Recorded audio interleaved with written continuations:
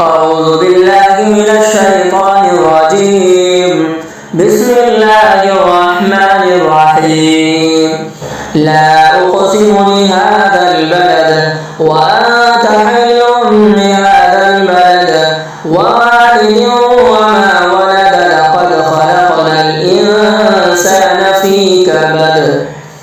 أيحسب أن لن يقدر عليه أحد يقول أهلكت مالا لبدا أيحسب أن لم يره أحد ألم نجعل له عينين ولسانا وشفتين وهديناه النجدين فلاقتحم العقبة وما أدراك ما العقبة فك رقبة أو إطعام في يوم ذي مسغبة يتيما ذا مقربة أو مسكينا ذا متربة ثم كان من الذين آمنوا وتواصوا بالصبر وتواصوا بالمرحمة